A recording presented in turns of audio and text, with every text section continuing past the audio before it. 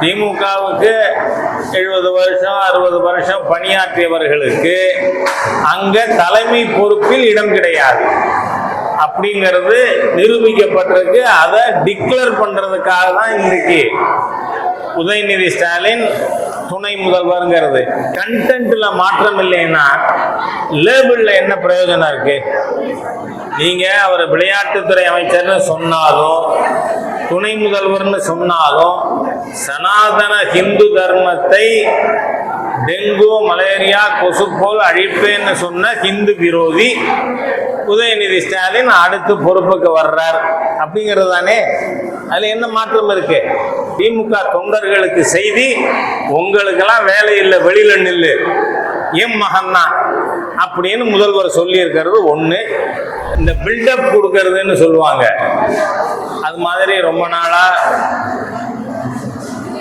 திரு கருணாநிதி அவர்களுடைய குடும்பத்தை சேர்ந்த ஸ்டாலின் அவர்களின் வாரிசு அடுத்து எங்கள் குடும்பத்தை தவிர வேறு யாருக்கும் திராவிட முன்னேற்ற கழகத்தில் தலைமை பொறுப்பு கிடையாது என்பதை பிரகடனப்படுத்துகின்ற விஷயம்தான் உதயநிதி ஸ்டாலின் துணை முதல்வர்ங்கிறது.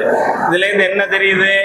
திமுகவுக்கு 70 வருஷம் 60 வருஷம் பணியாற்றியவர்களுக்கு அங்க தலைமை பொறுப்பில் இடம் கிடையாது அப்படிங்கிறது நிரூபிக்கப்பட்டிருக்கு. அதை டிக்ளேர் பண்றதுக்காக தான் இன்னைக்கு உதயநிதி ஸ்டாலின் துணை முதல்வர்ங்கிறது. ஏன்னா ஆப்ஷன்ஸை க்ளோஸ் பண்ணணும்.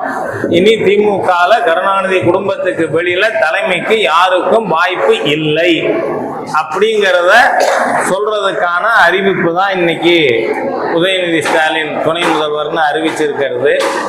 அதோட மட்டும் இல்லாம கண்டென்ட்ல மாற்றம் இல்லைன்னா லேபிள்ல என்ன பிரயோஜனம் இருக்கு? நீங்க அவர் விளையாட்டுத்துறை அமைச்சர்னு சொன்னாலும் துணை முதல்வர்னு சொன்னாலும் சனாதன ஹிந்து தர்மத்தை டெங்கு மலேரியா கொசு போல் அழிப்பேன்னு சொன்ன ஹிந்து விரோதி உதயநிதி ஸ்டாலின் அடுத்து பொறுப்புக்கு வர்றார் அப்படிங்கிறது தானே. அதுல என்ன மாற்றம் இருக்கு? ஏன்னா இப்ப சமீபத்துல மதுரைக்கு வந்த, பழனிக்கு வந்தப்ப கூட இது அவங்க போட்ட மாநாடு விளம்பரம் என்ன? முத்தமிழ் கடவுள் முருகன் மாநாடு. ஆனா உதயநிதி அங்க என்ன பேசினார்? இது ஆன்மீக மாநாடு இல்லை அப்படின்னு. அப்ப நீங்க முருகனையும் ஏத்துக்கல, ஹிந்து மதத்தை ஏத்துக்கல, ஹிந்து மத கடவுளை ஏத்துக்கல.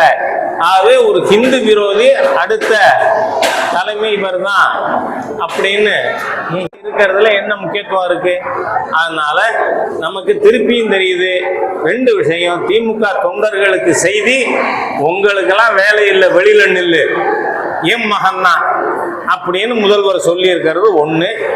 ரெண்டாவது, ஹிந்துக்களுக்கு, ஹிந்து விரோதிக்குத்தான் இங்கே பொறுப்பை ஒழிய வந்து என்னோட நண்பர் KN நேரு அடிக்கடி பெருமாள் கோயிலுக்கு போவார், ஸ்ரீரங்கத்துக்கு.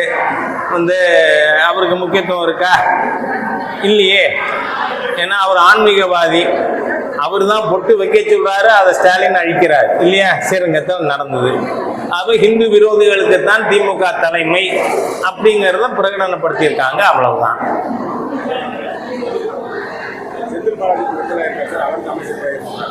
செந்தில் பாலாஜி என்ன ஆயிருக்கார்?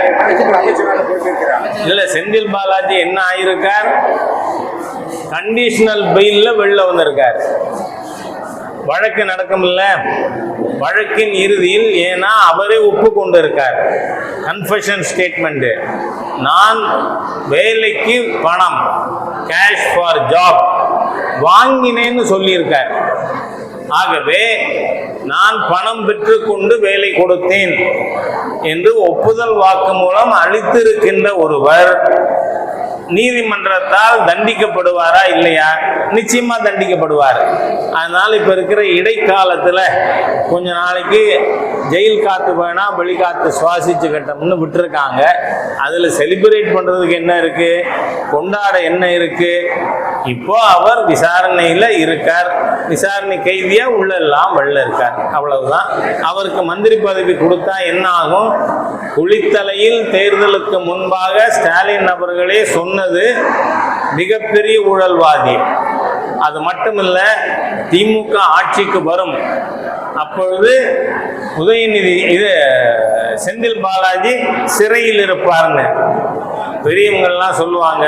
டே, எதுவும் அபசகுணமா பேசாத, அங்க மேல தேவதைகள் போய்கொண்டே இருப்பார்கள், அவர்கள் அப்படியே நடக்கட்டும் ததாஸ்து அப்படின்னு சொல்லிட்டாங்கன்னா நடந்துரும்டான்னு ஸ்டாலின் பேசும் பொழுது தேவதைகள் அப்படியே ஆகட்டும் ததாஸ்துன்னு சொல்லியிருக்காங்க. ஜெயிலுக்கு போனார். அப்போ ஜெயிலில் இருக்கிறவரை இவரே துரோகின்னு அவரை தியாகின்னு இவர் சொன்னா அன்னைக்கு என்ன வாய் இன்னைக்கு என்ன வாயின்னு கேட்கணும். அதிமுக அமைச்சர் தொடர்ச்சியா திமுகவின் பாஜக பி டீம் திமுக ஒரு குற்றச்சாட்டு. பாருங்களே, எங்களுக்கு பி டீம் யாரும் வேண்டாம்னு நாங்க ஓப்பனா சொல்றோம். அது அதிமுகவும் இருக்க வேண்டாம், திமுகவும் இருக்க வேண்டாம். நாங்க பிஜேபியில ஒரே டீம், மோடி டீம் தான். அதனால இவங்க ஒருத்தருக்கு போட்டு நீ பி டீம் நான் பி டீம்னு சொல்லிக்கண்டா அதுக்கு நாங்க பதில் சொல்ல முடியுமா? தேவையில்லை.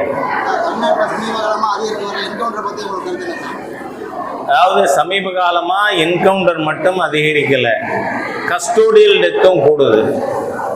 காவல்துறையில் கஸ்டடியில் இருக்கிறவர்கள் கொல்லப்படுவது, தினந்தோறும் படுகொலைகள், பச்சை குழந்தைய கொலை பண்றது.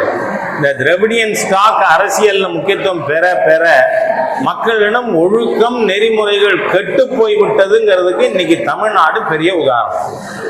நன்றி.